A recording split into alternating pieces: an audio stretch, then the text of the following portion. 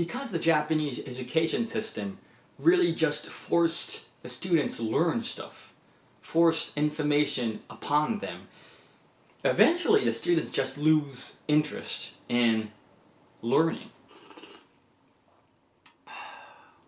Coffee's good. Coffee is good. It's my second cup today, so I'm feeling a bit too pumped, but let's get going. Konnichiwa, everybody! Today, I want to talk about Japanese education and American education and compare the two. Let's get into it. So I grew up in Japan and I went through elementary school, middle school, high school, the Japanese normal school system. What I felt through that was the absolute power of teachers and how no one really talked back to whoever was in front of the class. And the students really had to concentrate on the professor or the teacher. And I guess that's fine, that's how students should be, but I wasn't really up to that, you know? I was the clown in the classroom, and I was never on the good side of the teacher's list. So I was the one who got scolded, so I never had a very good relationship with the teachers. And even when I really started to study in high school, that dynamic really didn't change. But then I came to America and I started college, and that dynamic, how students saw teachers and how teachers saw the students, changed completely.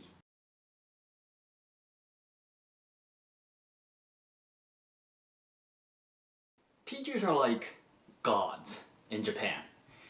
You cannot talk back to them because they're supposed to know everything, and it's disrespectful if you point out their mistakes.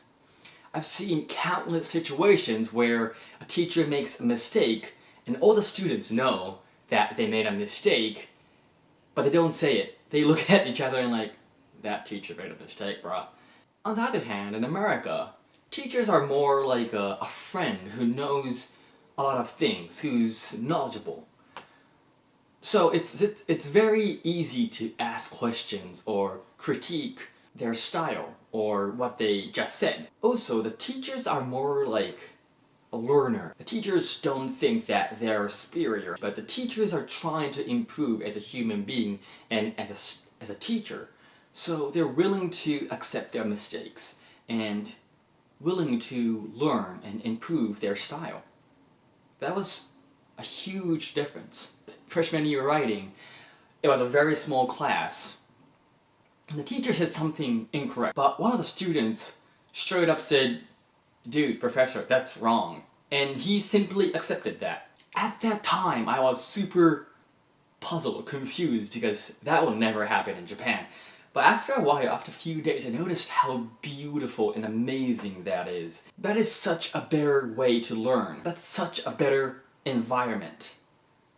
Okay, so how do students interact with teachers? In Japan, the students are very passive. What this means is that students don't really interact. They wait for the information to be given. They don't take the initiative. The information flows from the teacher to the student, and it never goes the other way. On the other hand, in America, the students are very active. They ask questions. If the teacher makes a mistake, they tell the teacher that they made a mistake. Yes, mostly the information flows from the teacher to the students, but it could reverse as well. When the students choose classes, the students seek out those great professors because they're active and they're willing to learn from the best professor. So I've been comparing the students and the teachers of the two nations. So can I actually compare the two? I think I can. This is because in both countries, high school in Japan and college in America is the most important thing of the education system. In Japan, getting into college is more important than what you actually do in college. It's thought, and it's usually the case, if you get into a good college, you're kind of set for life. On the other hand, in America, High school is very easy, but college is a completely different ballgame. You really need to work hard. You need to get good grades. You need to choose the right path. Even if you are going to law school or medical school, the grades in college is crucial to getting there. And what you do in college is very important. So is college not important in Japan? Yes, it is. Graduating college is absolutely vital. But graduating college is something that anyone can do, basically. It's very hard to fail. It's like failing high school in America. It's quite impossible to do. So, those are the reasons why I think I can compare the two. It demonstrates what's important in that culture. Okay, but why am I talking about education so intensively? This is because I feel like the student-teacher relationship is absolutely vital for the students to learn, and how they learn, and how they can contain that information throughout their lives. In the Japanese education system, where the information is flowing from one way, and where there's no interaction, there's something called external motivation going on, where the students are waiting for the information to be given, and there's no personal urge to learn.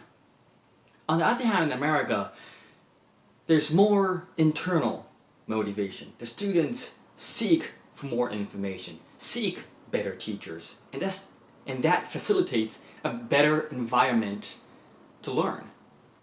Internal motivation leads to better memory, better concentration, better containment of knowledge, and utilization of the knowledge in the future.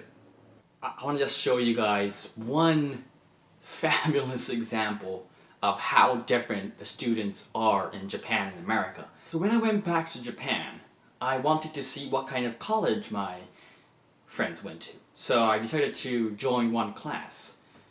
And I think it was like an 11 a.m. class. And my friend wanted to leave super early. And I was like, dude, we have so much time. He was like, no, because if we don't go early, all the good seats in the back will be taken. And I was like, what? Because in America, people go early to class to get the front seat, so that they can really concentrate and listen to the professor. But it was the other way around in Japan. People were not motivated. They didn't want to be in front, so they intentionally sat in the back. See that difference? It's absolutely different. Because the Japanese education system really just forced the students to learn stuff, forced information upon them, eventually the students just lose interest in learning. However, in America, because the interaction is more fluid, more fun, friendly, open, the students really have the urge and energy to learn more stuff. That is why the teachers would try to improve their style, and the students will push the teachers to be better.